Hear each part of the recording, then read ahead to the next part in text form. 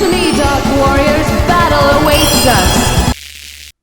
A mitologia nórdica está entre as que eu acho mais interessantes. Desde os primeiros contatos com ela em enciclopédias da Globo e gibis velhos na biblioteca da escola, eu ficava intrigado com Freya, com Loki, o deus que se transformou em uma égua e pariu um cavalo, Odin, o deus caolho do conhecimento e dos corvos, e Thor, com sua carregagem de bodes e aventuras transformistas. Mas, na adolescência eu conheci um jogo que mistura essa mitologia com JRPG, jogo de luta e jogo de plataforma. Bem-vindos ao canal 3, meu nome é Cantalupo e o jogo dessa noite é Valkyrie Profile. Os gráficos de Valkyrie Profile estão entre os mais bonitos do PlayStation 1. O desenho de personagens é bonito e funcional, você consegue reconhecer o que aquela pessoa faz só de ver o desenho. Você sabe o que é um mago, o que é um guerreiro. E os cenários alteram entre os feitos à mão e os gerados por computador. Eu admiro o movimento que os personagens fazem para atacar e recuar. Eu adoro os retratos que eles têm quando estão falando, principalmente o da Valkyria. Os movimentos da Valkyria fora de combate são funcionais e ela tem aquela animação de sombrinhas famosa na série Castlevania que é bem agradável de se assistir e causa uma sensação de velocidade em quem está assistindo. O jogo também tem a sua abertura e o seu fechamento em anime, em animação, mas são sequências bem curtinhas. E um destaque na apresentação gráfica são as animações dos golpes especiais de cada personagem, que são muito legais e criam um belo retorno visual a um elemento da jogabilidade. Os responsáveis pela arte conceitual do jogo foram os irmãos You Yoshinari e Kou Yoshinari. You trabalhou em Evangelion, Kill la Kill e, é claro, no magnífico Medabots.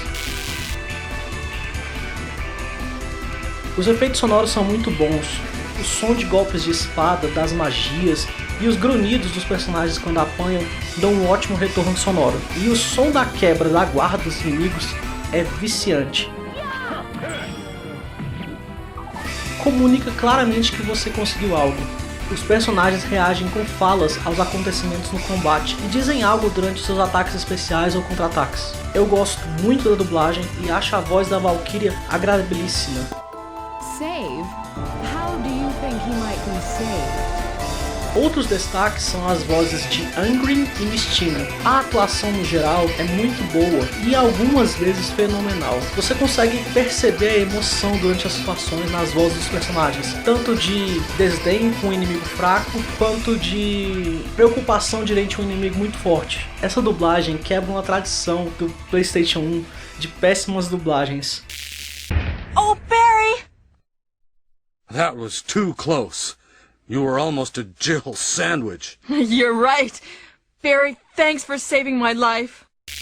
A música foi composta por Motoi Sakuraba e em geral tem uma pegada de rock progressivo com guitarras velozes e distorção que dão um ritmo rápido à exploração. A música de combate é grudenta, mais curta, o que a torna um pouco repetitiva. Essa é a minha música preferida do jogo, fico com 30 segundos dela.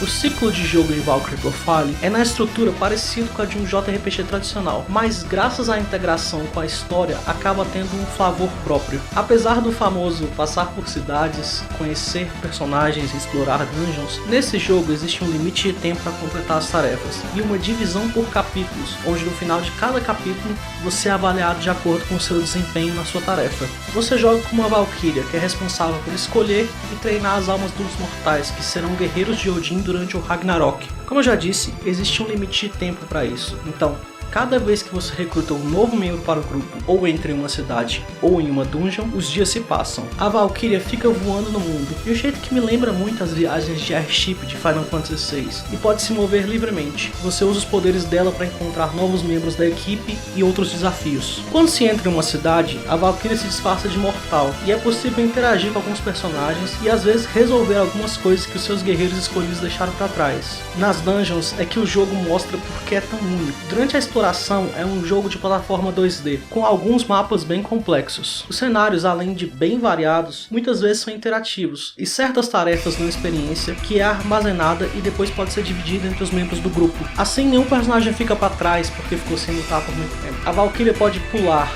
deslizar, atacar com a espada e usar cristais que podem ser usados para congelar monstros, e também servem como plataformas extras para chegar a lugares mais altos. Em certas dungeons, o jogo exige que o jogador saiba técnicas avançadas, como usar os cristais como plataformas na água ou explodi-los para impulsionar a Valkyria. Eu tenho que admitir que algumas dessas dungeons me deram bastante dor de cabeça, porque eu não sabia dessas coisas. Mas é bom que o jogo exige do jogador o domínio das mecânicas para explorar, já que as recompensas da exploração são ótimas. O sistema de combate é único entre os JRPGs, é uma mistura de jogo de luta e RPG. Durante as batalhas, cada personagem do grupo é ativado por um botão na face do controle. Assim, é possível fazer combos com os personagens, mas não basta sair apertando os botões de qualquer jeito, já que certos ataques são mais efetivos com o inimigo caído ou lançado no ar. O jogo tem até um modo treino para ajudar o jogador a se familiarizar com esses combos.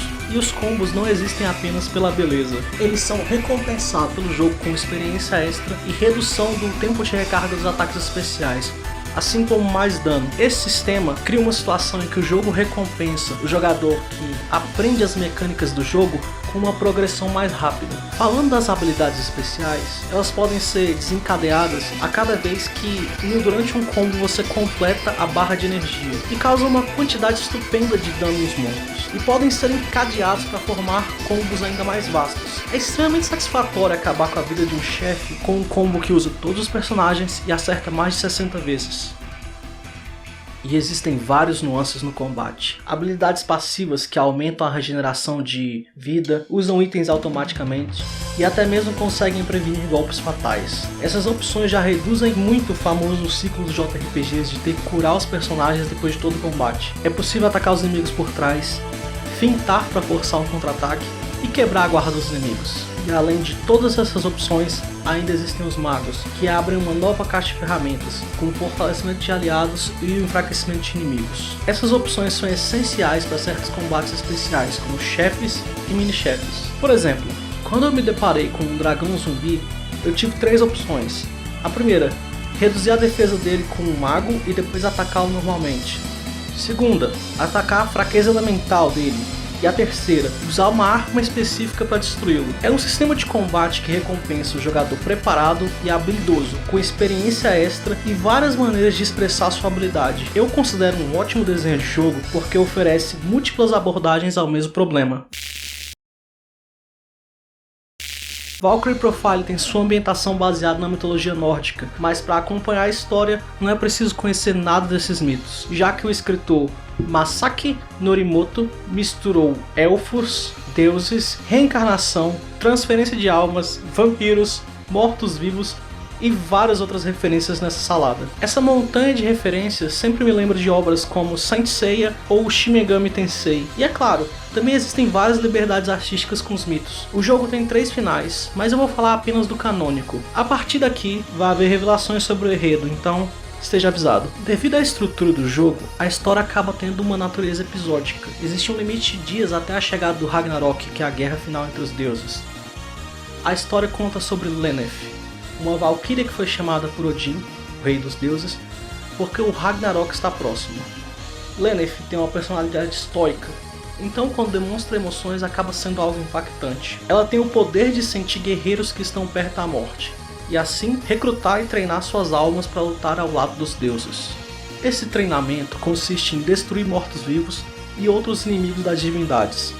Depois de treinadas, as almas são mandadas para a morada dos deuses, Asgard. A Ragnarok é a guerra final entre os deuses de Asgard e Surd, o rei dos gigantes de gelo. Claro que essa luta entre deuses acaba causando todo tipo de problema no plano dos mortais, como guerras, peste e fome. Lenneth tem 180 dias antes da batalha final, e nesses dias ela percorre a face do planeta recrutando os heróis. Nesses momentos do jogo você vai conhecer os outros membros do grupo. Como são 17 personagens, eu só vou falar dos que são necessários para a trama. Arngrim, um gênio do combate e cópia descarada de Guts, mas ainda assim é um personagem legal. Apesar de ser um lutador fantástico, ele é recusado pelos deuses por ser arrogante e desobediente. E Mystina, uma maga que também não tem as qualidades para lutar ao lado dos deuses, mas mesmo assim é escolhida pela Valkyria. E por último, Lucian, um guerreiro / ladrão com coração de ouro, que tem uma ligação especial com a Valkyria. Durante os primeiros capítulos do jogo, nada de significante acontece, você apenas cumpre suas tarefas e é avaliado por elas. A primeira parada importante na jornada é o castelo do Rei dos Vampiros, Brahms. No diálogo antes da luta ele diz que Odin manipula a Valkyria como uma marionete e que ela não se lembra da própria irmã. Uma outra Valkyria está presa em um cristal na mesma sala. Lenneth para pensar um pouco e Brahms e seu castelo somem no ar. Depois disso, Lenneth é atraída para a torre de um mago chamado Lezard. O camarada, além de ser um completo filho da puta, ele matou uma professora e um marido para atrair a Valkyria, ainda se diz apaixonado pela deusa, e que sabe a sua verdadeira natureza. Lenneth dá uma surra nele e o obriga a fugir. No laboratório ela encontra vários homúnculos que são humanos artificiais e os destrói. Pouco tempo depois, Lenneth escolhe uma nova guerreira, Mystina. Ela era uma colega de Lezard na escola de magos e invadiu sua torre usando projeção astral. Durante essa invasão ela roubou o único homúnculo que Lenneth não tinha destruído. Então ela recebe uma visita de Lezard que quer o homúnculo de volta. Ela concorda em devolver, contanto que ele conte para que serve. O homúnculo tem as propriedades do corpo de um deus. Então, se uma alma humana for transferida para esse homúnculo, efetivamente vai se criar um novo deus. Segundo Lezard, foi assim que Odin se tornou o rei dos deuses. Ele é um meio-elfo, fruto de uma elfa, que nesse mundo são divindades menores, e um humano. Então, o plano de Lezard é eventualmente transferir a própria alma para o homúnculo, e que é um meio-elfo artificial. Assim você vai ter o corpo de Deus e uma alma humana que pode evoluir, e com essa evolução pode chegar a ter poder para destronar Odin. Claro, depois de contar tudo isso para Mystina, Lezard mata a coitada. O próximo guerreiro escolhido importante para a história é Lucian. Quando ele era criança, morava em uma vila tão pobre que tinha que vender parte das crianças para a escravidão. Ele e sua amiga Platina resolvem fugir quando descobrem que os pais dela querem vendê-la. Mas, na fuga eles passam por um campo de flores venenosas e Platina acaba morrendo. Depois de muitos anos, Lucian acaba se tornando um ladrão à la Robin Hood e morre tentando defender os órfãos que ele sustentava com seus roubos. Lenneth o escolhe e depois de treiná-lo, resolve mandá-lo para lutar ao lado dos deuses. Ele pede que ela vá com ele até onde Platina morreu e para que ela tire o elmo, o que a deixa exatamente igual a Platina. Ela dá um beijo nele e se despede, desejando vê-lo novamente. No Valhalla, Lucian luta pelos deuses, mas fica o tempo inteiro desejando rever a Valkyria. Então um deus chamado Loki, sim, ele mesmo, o famoso deus da trapaça, se aproxima dele e oferece uma maneira de falar com a Valkyria. Basta usar um espelho mágico que está na sala do trono de Odin. Lucian aceita, o que deixa a Valkyria irada, porque é proibido aos mortais usar o espelho. Claro, como o bom deus da mentira que é, Loki só ajudou Lucian para que pudesse roubar a orbe do dragão, um artefato mágico super poderoso e que até esse momento na história não tinha sido apresentado, e jogar a culpa do roubo em Lucian. Loki mata Lucian e rouba a ordem. Sim, eu também achei estranho o personagem morrer duas vezes na mesma história, mas pelo jeito dessa vez a alma dele morreu. Então é revelado que Platina, a amiga de infância de Lucian, é a Valkyria Lenneth. Existem 3 Valkyrias, Lenneth, Silmeria e Hist, e elas controlam o ciclo das almas dos mortais, e talvez dos deuses também. Apenas uma delas fica acordada por vez, enquanto isso as outras 2 dormem, vivendo vidas de mortais. As memórias delas são seladas por Odin, mas o contato com Lucian, Mystina e Lezard acaba fazendo com que Lenneth recupere sua memória. Quando isso acontece, Freya e Odin sentem que a Valkyria recuperou a memória e ativam um ritual que faz com que Hist acorde e tome o corpo de Lenneth. Hist exige a obediência de Arngrim e Mystina, e quando não consegue tenta vaporizá-los, mas a alma de Lenneth os protege. Hist vai embora com a intenção de desafiar Brahms, o rei dos vampiros. Então Lezard reaparece e junto com Mystina usam o ritual para preservar a alma de Lenneth e depois transferi-la para um homúnculo. Depois disso, os 3 vão até o castelo do rei dos vampiros e com a ajuda de Brahms conseguem recuperar o corpo de Lenneth. Assim, a Valkyria renasce com poderes muito superiores ao que ela tinha antes, inclusive o potencial de superar os deuses. Voltando ao plano dos deuses, Loki vai até Surt e oferece ajuda na guerra, portando a Ordem do Dragão e 2 bestas místicas, o Lobo Fenrir, que é filho de Loki na mitologia nórdica, e o dragão Bloodbane, que teria comido uma dos tesouros celestiais capazes de mudar a guerra entre os deuses. Mas Surtur se recusa a lutar com traidores e bestas. Então Loki o mata e usa suas forças militares para destruir Asgard e matar Odin. No capítulo final do jogo, Lenneth confronta Loki pelos seus crimes. Loki usa a orbe para destruir todo o plano dos mortais, mas a Valkyria, agora com um corpo meio elfo, o derrota. E tendo posse da orbe, reconstrói o mundo. E é claro, ressuscita Lúthien. E assim o jogo acaba, com a Valkyria sendo a nova rainha de toda a criação.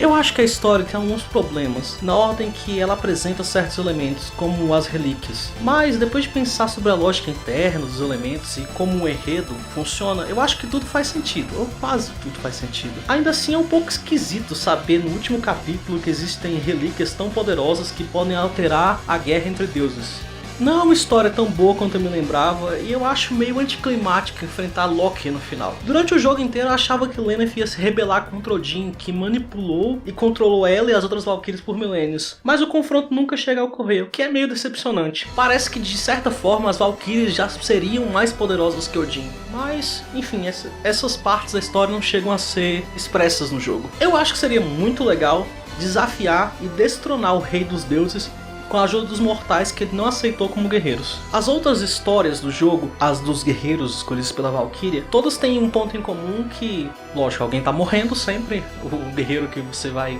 ter na sua equipe sempre morreu, e várias falam sobre alguma espécie de amor ou de amantes que são separados pela guerra, pela doença, pela peste. Variam muito, tanto em qualidade quanto em gosto de história, mas eu sei de uma coisa, se você não chorar durante a história de Yumei, você é um monstro sem coração.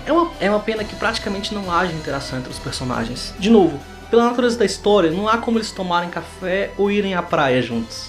Quem sabe pudesse haver algo como na série Tales of, onde mesmo na ação os personagens conversam entre si. Na minha opinião, o sistema de combate está muito próximo da perfeição, entre os mais únicos e divertidos de todos os JRPGs que eu já joguei. É profundo e divertido. Os ataques especiais dão um tom ainda mais anime Super Sentai às lutas. Seria bom poder pular as animações, mas é interessante que esse sistema de combate nunca foi replicado até hoje, pelo menos com sucesso.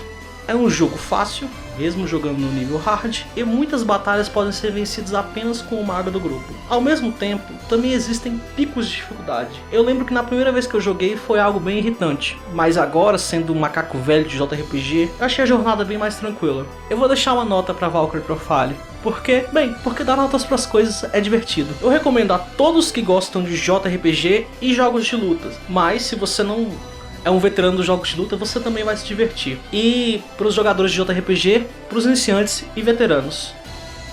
Para você que veio até aqui, meu muito obrigado por escutar meus pensamentos.